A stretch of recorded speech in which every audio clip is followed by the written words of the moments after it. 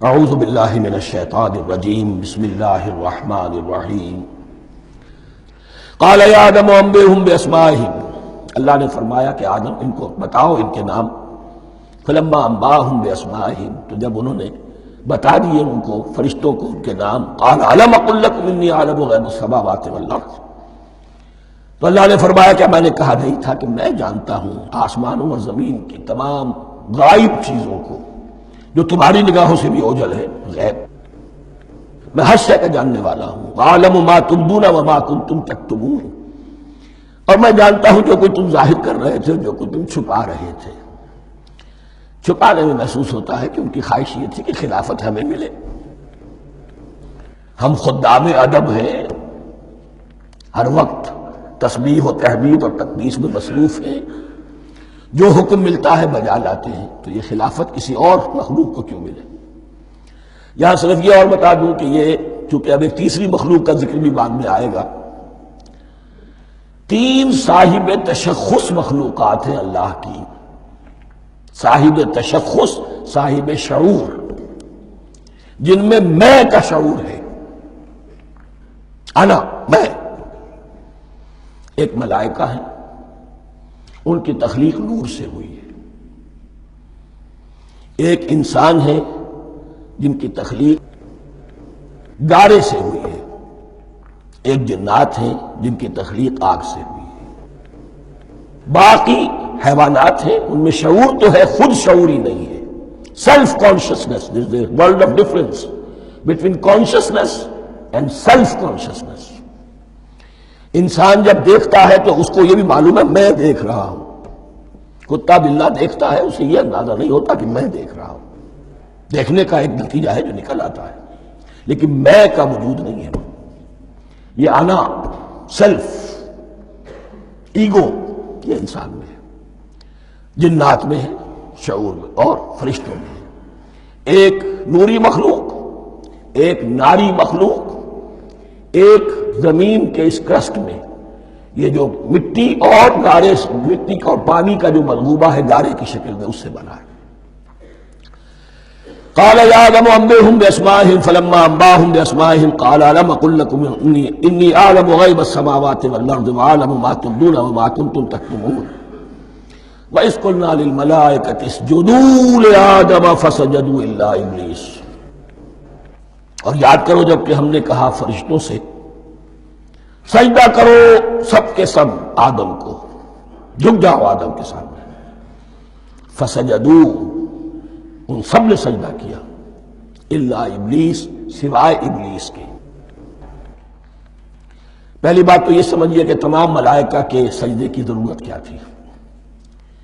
کیا یہ صرف تعظیماً تھا؟ اور تعظیماً اگر تھا تو کیا آدم خاکی کی تعظیم تھی یا کسی اور شے کی تعظیم تھی؟ مکی صورتوں میں یہ بات 2 جگہ واضح کی گئی ہے. فَإِذَا سَوَّيْتُهُ وَنَفَخْتُ فِيهِ مِن رُوحِي فَقَعُوا لَهُ سَاجِدِينَ. جب میں اس آدم کی تخلیق مکمل کر لوں اور اس میں اپنی روح میں سے پھونک دوں، تب گر پڑنا اس کے سامنے سجدے میں.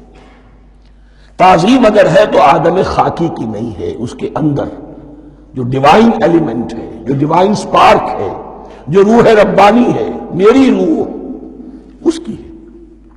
اور نمبر 2، اس کی حکمت کیا ہے، علت کیا ہے، غرض و غایت کیا ہے؟ جیسا کہ میں نے عرض کیا، اس کائنات کی اس حکومت کے کارندے تو وہ ہیں. خلیفہ بنایا جا رہا انسان کو، جب تک یہ ساری سول سروس اس کے تابع نہ ہو خلافت کیسے کرے گا؟ دیکھیے میں جانا چاہتا ہوں، چوری کرنے کے لیے جانا چاہتا ہوں، راستے میں کتنے فیکٹرز ہوں گے، کتنے فزیکل فینومینا ہوں گے. میں چلنا چاہتا ہوں، میں زمین کو دھکیلتا ہوں، زمین مجھے دھکیلتی ہے.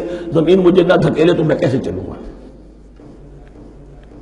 یہ پوری کائنات جو ہے، یہ جب ہم کو ارادہ کرتے ہیں اور کوئی فعل کرتے ہیں تو اس فعل کے پورے ہونے میں، اس کے ظہور میں نہ معلوم کون کون سے ایلیمنٹس ہیں، کون کون سی فورسز آف دی نیچر ہیں جو ہمارے ساتھ موافقت کرتی ہے تو ہم وہ کام کر سکتے ہیں.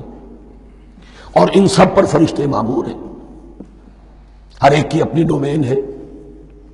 اگر وہ تابع نہ ہوں تو خلافت کی کوئی معنی نہیں.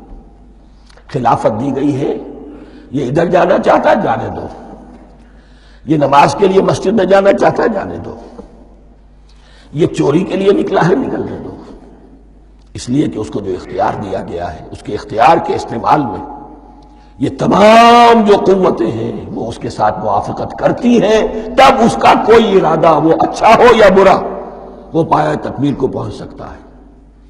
یہ گویا کہ سبارڈینیشن اس کے لیے سمبل کہ تمام فرشتوں کو جھکا دیا گیا۔ البتہ اس آیت میں ایک مغالطہ پیدا ہوتا ہے، الا ابلیس، سوائے ابلیس کے۔ مغالطہ یہ پیدا ہوتا ہے کہ شاید وہ بھی فرشتہ تھا، اس لیے کہ حکم تو فرشتوں کو دیا گیا تھا۔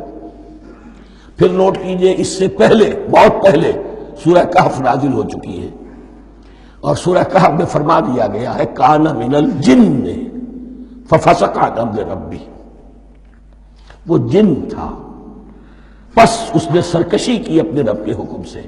فرشتے کی شان یہ نہیں ہے، وہ اللہ کے کسی حکم کی سرتابی نہیں کرتا۔ لا یعصون اللہ ما امرہم ویفعلون ما یؤمرون، وہ اللہ کے کسی حکم کی نافرمانی نہیں کرتے اور جو حکم ملتا ہے بجا لاتے ہیں۔ یہ جنات کے اندر اختیار تھا، جیسے اختیار انسانوں کو دیا گیا ہے۔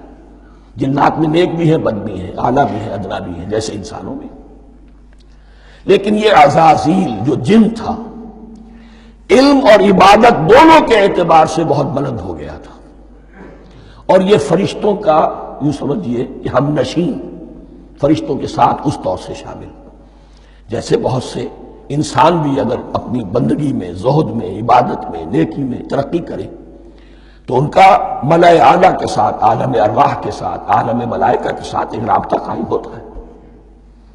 اسی طریقے سے وہ جو عزازیل تھا جن ہونے کے باوجود اپنی نیکی، عبادت، پارسائی اور اپنے علم میں فرشتوں سے بہت آگے تھا، اس لیے معلم الملکوت کی شکل اختیار کر چکا تھا۔ اس کو اپنی زون تھا، یہ بات جیسا کہ میں نے عرض کیا 7 مرتبہ قرآن میں یہ بات آئی ہے، قصہ ابلیس و آدم، کہ فرشتوں کو حکم ہوا کہ سجدہ کرو، سب جھک گئے، ابلیس نے سجدے سے انکار کر دیا 7 مرتبہ۔ یہ 7ویں مرتبہ ہے جو ہم پڑھ رہے ہیں، مصحف میں پہلی مرتبہ آ رہا ہے، ترتیب نزول میں 7ویں مرتبہ آ رہا ہے۔ یہ آدم و ابلیس کا قصہ اس سے آگے سورہ اعراف میں آئے گا، پھر سورہ ہجر میں آئے گا، سورہ بنی اسرائیل میں آئے گا، سورہ کہف میں آئے گا، سورہ طٰہٰ میں آئے گا، سورہ صاد میں آئے گا، 6 مرتبہ مکی قرآن میں، 1 مرتبہ یہاں۔ تو یہاں اشارہ نہیں کیا، اس لیے مغالطہ ہو سکتا ہے، لیکن یہ کہ سورہ کہف میں آپ کو بتا چکا ہوں کان من الجن ففسق عن امر ربی، اس نے اپنے رب کے حکم سے سرتابی۔